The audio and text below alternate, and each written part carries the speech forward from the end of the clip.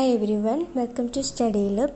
ഈ ഒരു video discuss ചെയ്യാൻ പോകുന്നത് +1 എക്കണോമിക്സ് 3rd ചാപ്റ്ററാണ്. ചാപ്റ്ററിൻ്റെ പേര് ലിബറലൈസേഷൻ, പ്രൈവറ്റൈസേഷൻ ആൻഡ് ഗ്ലോബലൈസേഷൻ. ഫസ്റ്റും സെക്കൻഡും ചാപ്റ്ററിൻ്റെ ക്ലാസ് അപ്ലോഡ് ചെയ്തിട്ടുണ്ട്. കാണാത്തവരാണെങ്കിൽ കണ്ടു നോക്കുക. വീഡിയോയിലേക്ക് കടക്കുന്നതിന് മുന്നേ നിങ്ങൾ ഈ ചാനൽ ആദ്യമായിട്ടാണ് കാണുന്നതെങ്കിൽ വീഡിയോസൊക്കെ കണ്ടു നോക്കുക, സബ്സ്ക്രൈബ് ചെയ്യുക, ലൈക്ക് ചെയ്യുക, മറ്റുള്ളവരിലേക്ക് ഷെയർ ചെയ്യുക. ചാപ്റ്ററിൻ്റെ പേരാണ് liberalisation, privatisation and globalisation. Introduction നോക്കാം. In 1991 India faced a severe economic crisis, high inflation, low foreign exchange reserves, large fiscal deficit and slow GDP growth. To overcome this crisis, India introduced the new economic policy NEP 1991, which include three major reforms. First one, liberalization, second, privatization, third, globalization. അപ്പോൾ എന്താണ് എന്ന് നോക്കാം. ഇത് 1991 India വലിയൊരു സാമ്പത്തിക പ്രതിസന്ധി നേരിട്ടു. Foreign എക്സ്ചേഞ്ചുകൾ കുറഞ്ഞു, വിലവർധന കൂടിയിരുന്നു, സാമ്പത്തിക വളർച്ച കുറഞ്ഞു.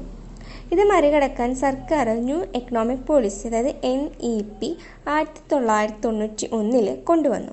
ഇതിലുള്ള പ്രധാന കാര്യങ്ങളാണ് ലിബറലൈസേഷൻ, പ്രൈവറ്റൈസേഷൻ, ഗ്ലോബലൈസേഷൻ. ഇവയെ ഒരുമിച്ച് LPG എന്ന് വിളിക്കുന്നു. അപ്പോൾ ആദ്യത്തെയാണ് ലിബറലൈസേഷൻ. എന്താണ് ലിബറലൈസേഷൻ എന്ന് നോക്കാം.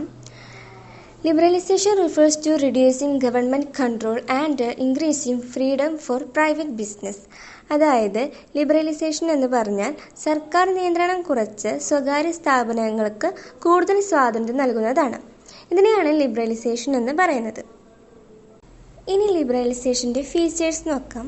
First, removal of industrial licensing. Second, reduction of import tariffs.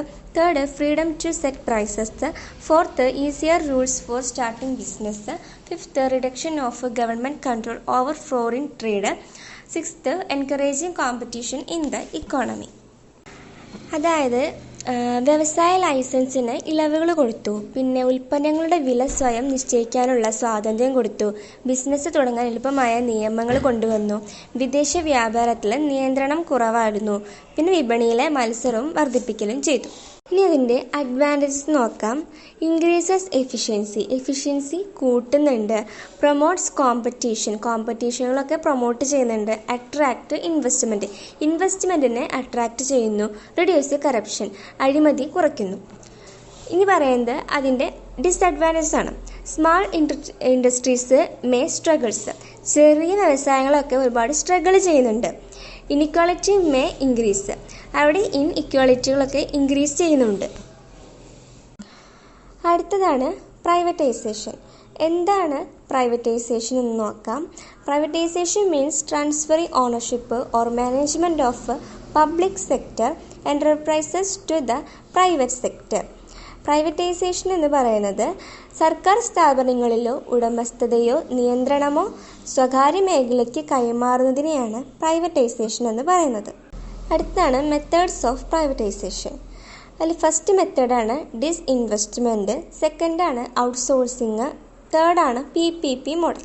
അപ്പോൾ എന്താണ് ഫസ്റ്റ് വൺ നോക്കാം. Disinvestment, selling shares of public sector companies. സർക്കാർ സ്ഥാപനങ്ങളുടെ ഓഹരി വിൽപ്പന, അതാണ് ഡിസ്ഇൻവെസ്റ്റ്മെൻറ്റ് എന്ന് പറഞ്ഞത്. രണ്ടാമത്തേതാണ് outsourcing. Government hires private companies for services. അതായത് ചില സേവനങ്ങൾക്ക് സ്വകാര്യ കമ്പനികൾക്ക് നൽകൽ. ചില സേവനങ്ങൾ സ്വകാര്യ കമ്പനികൾക്കായിട്ട് നമ്മൾ കൊടുക്കുന്നു. അതിനെയാണ് ഔട്ട്സോഴ്സിങ് എന്ന് പറയുന്നത്. മൂന്നാമത്തെയാണ് PPP മോഡൽ. എന്താണ് PPP മോഡൽ നോക്കാം. Public private partnership. പബ്ലിക്കും പ്രൈവറ്റും ആയിട്ടുള്ള പാർട്ട്ണർഷിപ്പിനെയാണ് PPP മോഡൽ എന്ന് പറയുന്നത്. അടുത്തതാണ് പ്രൈവറ്റൈസേഷൻ്റെ അഡ്വാൻറ്റേജസ്. ഇൻക്രീസസ് എഫിഷ്യൻസി അവിടെ ഇൻക്രീസ് ചെയ്യുന്നുണ്ട്. റിഡ്യൂസ് ഗവൺമെൻറ് ബർഡൻ, ഗവൺമെൻറ്റിന് വരുന്ന തടസ്സങ്ങളൊക്കെ റിഡ്യൂസ് ചെയ്യുന്നുണ്ട്. ഇംപ്രൂവ് മാനേജ്മെൻറ്റ് ഇവിടെ ഇംപ്രൂവ് ചെയ്യുന്നുണ്ട്. ഇനി അതിൻ്റെ ഡിസഡ്വാൻറ്റേജ് നോക്കാം. Private sector may focus only profit. Private sectors എന്തിനെ മാത്രമാണ് ഫോക്കസ് ചെയ്യുന്നത്? പ്രോഫിറ്റിനെ മാത്രമാണ് ഫോക്കസ് ചെയ്യുന്നത്. രണ്ടാമത്തെ പോയിൻ്റാണ് മേ റിഡ്യൂസ് ജോബ് സെക്യൂരിറ്റീസ് ഒക്കെ റിഡ്യൂസ് ചെയ്യുന്നുണ്ട്. അടുത്തതാണ് ഗ്ലോബലൈസേഷൻ. അപ്പോൾ എന്താണ് ഗ്ലോബലൈസേഷൻ എന്ന് നോക്കാം. Globalisation refers to increasing integration of the Indian economy with the world economy through trade, investment, technology, capital flows. അതായത് ഗ്ലോബലൈസേഷൻ എന്നാൽ ഇന്ത്യയുടെ സമ്പദ് വ്യവസ്ഥയും ലോക സമ്പദ് വ്യവസ്ഥയും കൂടി യോജിക്കുന്നതിനെയാണ് ഗ്ലോബലൈസേഷൻ എന്ന് പറയുന്നത്. അടുത്തതാണ് ഫീച്ചേഴ്സ് ഓഫ് ഗ്ലോബലൈസേഷൻ. എന്താണ് ഗ്ലോബലൈസേഷൻ്റെ ഫീച്ചേഴ്സ് എന്തൊക്കെ നോക്കാം. Free movement of goods and services, free movement of investment, modern technology and communication, growth of multinational companies.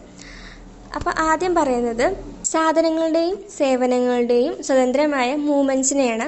പിന്നെ വിദേശ നിക്ഷേപം വർദ്ധിക്കൽ, ആധുനിക സാങ്കേതിക വിദ്യയുടെ വ്യാപനം, പിന്നെ മൾട്ടിനാഷണൽ കമ്പനികളുടെ വളർച്ച.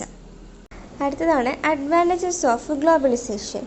More job opportunities, access to modern technology, greater competition, അതായത് better quality goods, increased exports and imports.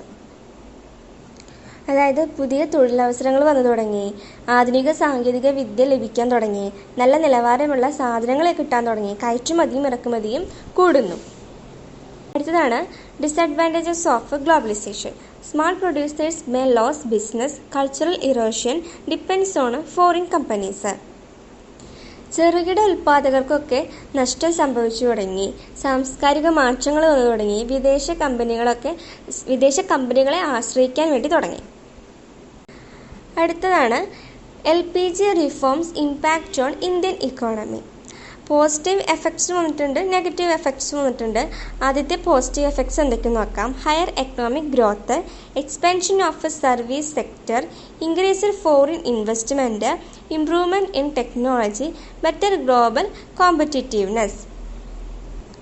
അതായത് സാമ്പത്തിക വളർച്ച വർദ്ധിച്ചു, സർവീസ് മേഖല വളർന്നു വന്നു, വിദേശ നിക്ഷേപം കൂട്ടിത്തുടങ്ങി, പിന്നെ സാങ്കേതിക വളർച്ചയും ഉണ്ടായി, ഇന്ത്യയുടെ ആഗോള മത്സരശേഷിയും ഉയർന്നു വന്നു. ഇനി ഇതിൻ്റെ നെഗറ്റീവ് എഫക്ട്സുകൾ നോക്കാം.